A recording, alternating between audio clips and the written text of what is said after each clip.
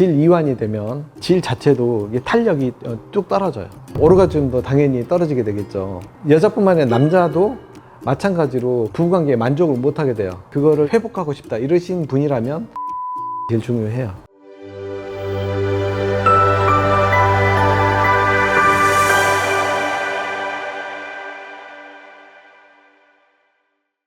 안녕하세요. 오로라원 성형외과 이지영쌤입니다. 오늘은 이쁜이 수술에 대해서 이야기를 드리겠는데요. 이쁜이 수술을 받는 거는 질이완증이라는 질환 때문에 그러는데요. 여자분들이 분만을 하잖아요. 여성의 질을 통해 가지고 나오다 보면 골반이라고 하는 뼈가 있잖아요. 골반에 보면 근육에 막이 있는데 그 막이 밑으로 처져요. 처지면 그 막 주변에 있는 장기들도 처지거든요. 방광이 처지면서 요도의 구조 자체가 변하거든요. 그러면 요실금이 생길 수가 있고요. 그 다음에 장 탈출 이런 애들이 생길 수가 있어요. 아주 심한 경우에는 자궁 탈출까지도 생겨요. 질 자체도 이게 탄력이 쭉 떨어져요. 질 이완이 되면 부부관계를 하게 되면 이제 마찰이 감소를 해요. 감소를 하면서 성감이 떨어지게 되거든요. 성감이 떨어지게 되면 오르가즘도 당연히 떨어지게 되겠죠. 여자뿐만 아니라 남자도 마찬가지로 부부관계에 만족을 못하게 돼요. 두 사람 사이에서 인간관계 자체가 서먹서먹해지고 부부관계를 피하려고 하게 되고 점점 서로 이제 멀어지는 계기가 된다고 그래요. 질 이완이 됐다고 해서 모두 수술을 할 필요는 없고요. 정도가 너무 심하다. 그로 인해서 부부간에 불편함을 갖고 있는데 그거를 회복하고 싶다 이러신 분이라면 전문의 선생님과 상의를 해서 수술을 받는 거를 이제 권장을 드립니다. 질염이라든가 요실금이라든가 이런 거 심하신 분들도 이 수술을 받으시면 도움을 많이 받으실 겁니다. 질벽도 박리를 해야지 수술이 가능하거든요. 박리를 하다 보면 옆에 근육이 있어요. 그 근육을 다 모아서 붙여주면 골반 저가 위로 올라가요. 이제 그렇게 해줘야지 제대로 된 수술이라고 볼 수도 있어요. 좁아지고 탄력도 올라가고, 탄력이 올라가면 부부관계 할 때 성감도 올라가고 다 좋죠. 회원부 여기 항문, 그 다음에 여성 외원부, 질 입구예요. 이제 여기서 이 입구를 들어가면 이제 이게 질이에요. 얘를 좁히는 거예요. 얘가 작아져야 돼요. 작아지는데 이 주변이 어디에 있냐면 지금 여기 보면 이게 이제 이 밑에 이렇게 근육이 있죠. 여기가 이제 엉치뼈고요.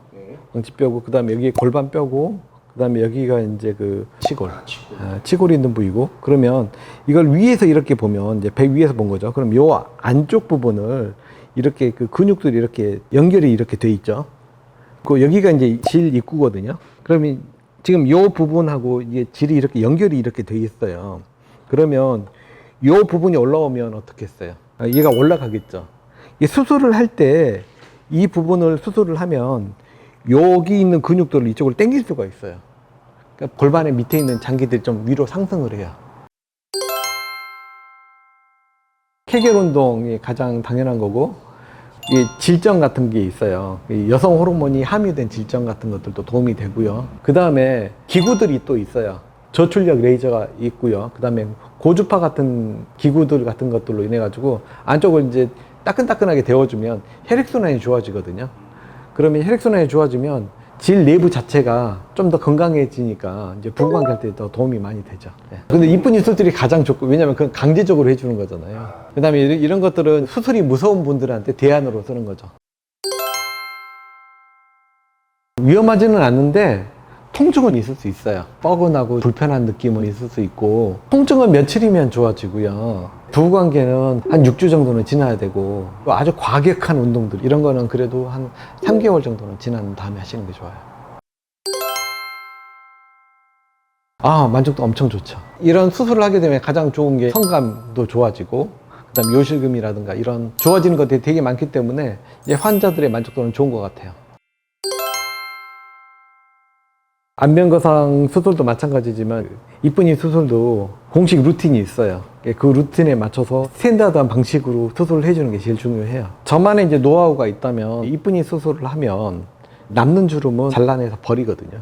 근데 저 같은 경우는 주름을 제거를 않고 이제 안쪽에 모아서 묻어두는 방식을 취하고 있어요. 쉽게 말하면 점막을 낭비하지 않아요. 안쪽으로 이제 묻어놓으면 이제 남는 점막이 질 안쪽에 돌출된 형태가 되거든요.